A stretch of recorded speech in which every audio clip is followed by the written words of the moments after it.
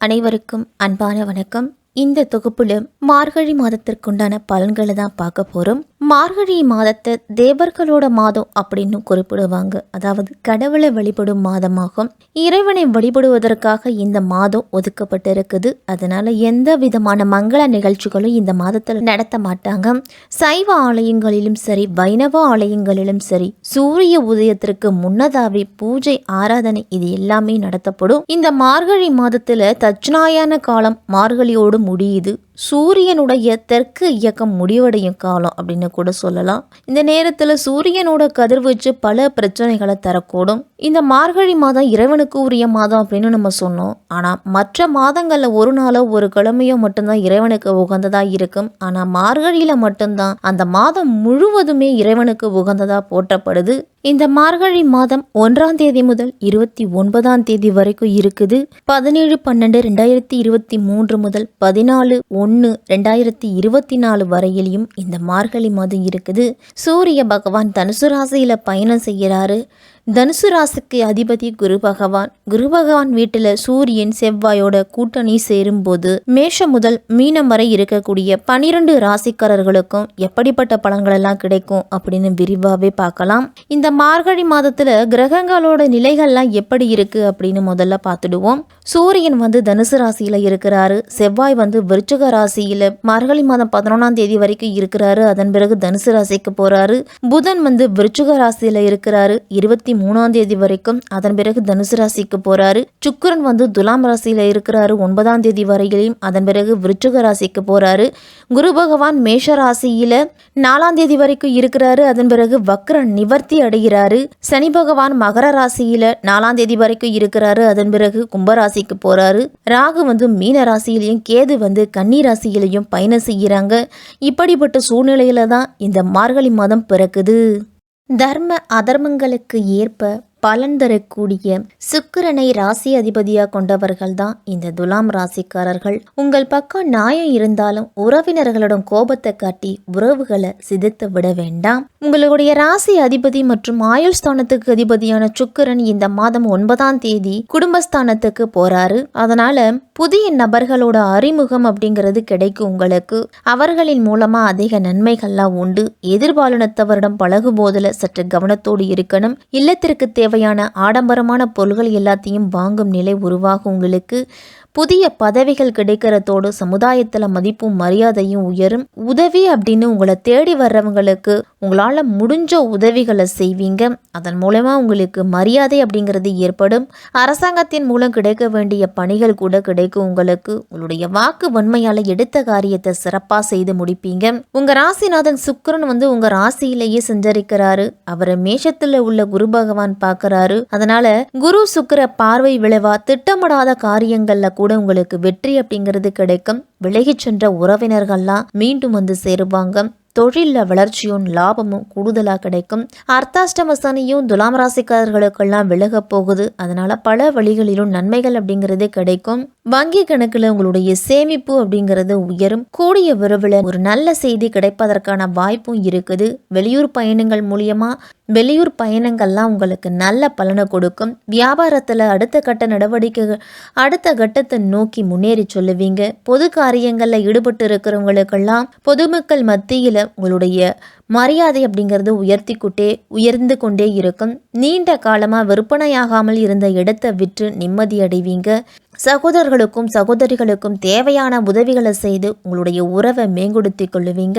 மகர ராசியில சஞ்சரித்துட்டு வந்த சனி பகவான் மார்கழி மாதம் 4ஆம் தேதி கும்பராசிக்கு பயிற்சி ஆகிறாரு. இந்த சனி பயிற்சியின் விளைவா அர்த்தாஷ்டம சனி விலகுது.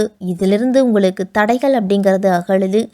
ஆரோக்கியத்துல நல்ல முன்னேற்றம் இருக்கும். உங்களுடைய எதிர்பார்ப்புகள் அனைத்துமே ஒவ்வொன்றா நிறைவேற போகுது. தொழில முன்னேற்றம் அப்படிங்கிறது கூடும். பொன் பொருள் சேர்க்கை அப்படிங்கிறது உண்டு. உத்தியோகத்துல புதிய திருப்பங்கள்லாம் ஏற்படும். சக பணியாளர்களுக்கு வெளிநாட்டு யோகம் அப்படிங்கிறது இனிமேல் உண்டு உங்களுக்கு.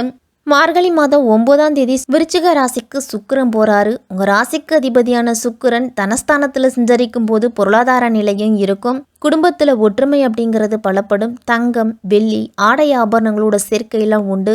பெண் பிள்ளைகளோட சுப சடங்குகள்லாம் நடக்கும். மார்கழி மாதம் 11ஆம் தேதி செவ்வாய் பேச்சியாகி போறாரு. உங்க ராசிக்கு 2ஆம் இடத்திற்கு அதிபதியான செவ்வாய் சகாயஸ்தானத்துல சஞ்சரிக்கும் பொழுது இடம் பூமி வாங்கக்கூடிய யோகம்லாம் இருக்குது. மனதுல துணிச்சலும் தன்னம்பிக்கையும் ஏற்படும். காரிய அனுகூலம் அப்படிங்கிறது உண்டு. பொருள் சேர்க்கையெல்லாம் ஏற்படும். உங்களுக்கு பூமி தொடர்பான பிரச்சனைகளுக்கு நல்ல முடிவு கொடுக்கும். சகோதரருடன் ஏற்பட்ட மன வருத்தங்கள்லாம் நீங்கி சுமூகமான உறவு நிலை இருக்கும். நீண்ட தூரத்திலிருந்து வரக்கூடிய தகவல்லாம் உங்களுக்கு பயன் தரக்கூடியதாய் உண்டு. உங்க ராசிக்கு பாக்கியம் மற்றும் விரயஸ்தானத்திற்கு அதிபதியான புதன் 23ஆம் தேதி தைரிய விரிய சகாயஸ்தானத்துக்கு போறாரு. அதனால எதிலும் கூடுதல் கவனத்தோடு இருக்கணும். கௌரவ குறைவு ஏற்படலாம் அப்படிங்கிறதால அடுத்தவர்கள் விவகாரங்களில் தலையிடுவது, ஆலோசனை கூறுவது இதை எல்லாத்தையும் தவிர்த்துக்கணும். வீண் பகையெல்லாம் ஏற்படும் அப்படிங்கிறதால யாரிடம் பேசும்பொழுதும் கவனமாக பேசணும். பயணங்கள் போது உங்களுடைய உடைமைகளை கவனமாக பாதுகாத்து வச்சுக்குங்க. வழக்கத்தை விட கூடுதலான பணி காரணமாக அலைச்சல் இருக்கும் உத்தியோகத்திலலாம். மார்கழி மாதம் 4ஆம் தேதி குரு பகவான் வக்ர நிவர்த்தி ஆகிறாரு. உங்க ராசிக்கு 3க்கும் 6க்கும் அதிபதியானவர் குரு. அவர் பலம் பெறுவது அவ்வளவு நல்லதல்ல. உங்க ராசிக்கு அதிபதியான குரு பகவான் வக்ர நிவர்த்தி ஆவதால மறைமுக எதிர்ப்புகள்லாம் அதிகரிக்கும். உங்களுக்கு எதையும் நினைச்ச மாத்திரத்துல செய்ய முடியாது. ஒரு கடன் அடைக்கிறதுக்கு மற்றொரு கடன் வாங்க வேண்டிய சூழ்நிலை ஏற்படலாம். உத்தியோகத்திலலாம் உங்களுடைய திறமைக்குரிய அங்கீகாரம் அப்படிங்கிறது கிடைக்காது. தனித்து இயங்க வேண்டிய சூழ்நிலை தான் அதிகமாக இருக்கும். இது போன்ற நேரங்களில் வியாழக்கிழமை தோறும் விரதம் இருந்து குரு பகவானை வழிபட்டுட்டு வாங்க துலாம் ராசிக்காரர்கள் அனைவருமே. தொழில் வியாபாரத்திலலாம் இந்த மாதத்தின் பிற்பகுதியில் கூடுதல் முயற்சி செய்வதன் மூலம்தான் ஆதாயம் அப்படிங்கிறது அதிகரிக்கும். விற்பனையும் உங்களுக்கு கூடும். பாக்கி வசூல்லாம் உங்களுக்கு வசூலாகும். உங்களுடைய வாக்கு வன்மையால தொழில் வியாபாரம் சிறப்பாக நடக்கும். தொழிலை விரிவாக்கம் செய்யறதுக்கு நீங்க முயற்சி எடுத்துட்டு வந்தீங்க அப்படின்னா ஒரு சில தடைகளுக்கு பிறகுதான் அந்த முயற்சி வெற்றி பெறும். உத்தியோகத்தில் இருக்கிறவங்கலாம் அலுவலக பணியை செய்து முடிக்கிறதுக்கு கூடுதல் முயற்சி அப்படிங்கிறது தேவைப்படும். பதவி உயர்வு, கூடுதல் பொறுப்புகள், சலுகைகள் இதை எல்லாத்தையுமே இந்த மாதத்தை எதிர்பார்க்கலாம். எந்திரங்கள்ல பணியாற்றுறவங்க, பணத்தை கையாளுறவங்கெல்லாம் எச்சரிக்கையா செயல்படுறது நல்லது. மாணவர்களுக்கெல்லாம் இந்த மாதத்தின் பிற்பகுதியில பிறகு நேர்முக தேர்வு, போட்டித் தேர்வுகளில் கலந்து கொள்றவங்களுக்கெல்லாம் கூடுதல் முயற்சிக்கு பிறகுதான் நல்ல பலனை எதிர்பார்க்க முடியும். வேலை தேடிக்கிட்டு இருக்கிறவங்களுக்கெல்லாம் நல்ல வேலை வாய்ப்பு அப்படிங்கிறது உண்டு. விளையாட்டு போட்டிகளில் பங்கேற்பவங்கள்லாம் சற்று கவனத்தோடு இருக்கணும். இந்த மாதத்துல பணி நிமித்தமா வேறு இடத்துல குடும்பத்தை விட்டு பிரிந்து சென்று தங்க வேண்டிய சூழ்நிலை கூட வரலாம். கணவன் மனைவிக்கு இடையே இருந்து வந்த இடைவெளி குறைஞ்சு ஒற்றுமை அப்படிங்கிறது உண்டாகும். குடும்பத்துல வருமானம் அப்படிங்கிறது அதிகரிக்கும். உறவினர்களாலும் உங்களுக்கு நன்மைகள்லாம் வந்து சேரும். இருந்தாலும் குடும்ப உறுப்பினர்களிடம் அனுசரித்து போறதுதான் நல்லது. பயணங்கள் செய்யும் பொழுது மட்டும் சற்று கூடுதல் கவனத்தோடு இருக்கணும். வெள்ளிக்கிழமை தோறும் துலாம் ராசிக்காரர்கள் அனைவருமே பசுமாட்டிற்கு அகத்துக்கீரை, வாழைப்பழம் கொடுத்து வழிபட்டுட்டு வாங்க. உங்களுக்கு பொன் பொருள் சேர்க்கை அப்படிங்கிறது அதிகமாகவே கிடைக்கும். பிரதோஷ நாள்ல நந்தி பகவானையும் சிவபகவானையும் உமையவளையும் வழிபட்டுட்டு வந்தீங்க அப்படின்னா உங்களுடைய முயற்சிகளுக்கு வெற்றி அப்படிங்கிறது கிடைக்கும். உங்களால முடிஞ்ச உதவிகளை உங்களை தேடி வர்றவங்களுக்கு செய்யுங்க. அதே மாதிரி இல்லத்து பூஜை அறையில இந்த மார்கழி மாதம் முழுவதுமே உங்களுடைய குலதெய்வத்தை நினைத்து விளக்கேத்திட்டு அன்றாட பணிகளை தொடங்குங்க. துலாம் ராசிக்காரர்களுக்கு சிறப்பாகவே இருக்கும் இந்த மார்கழி மாதம்.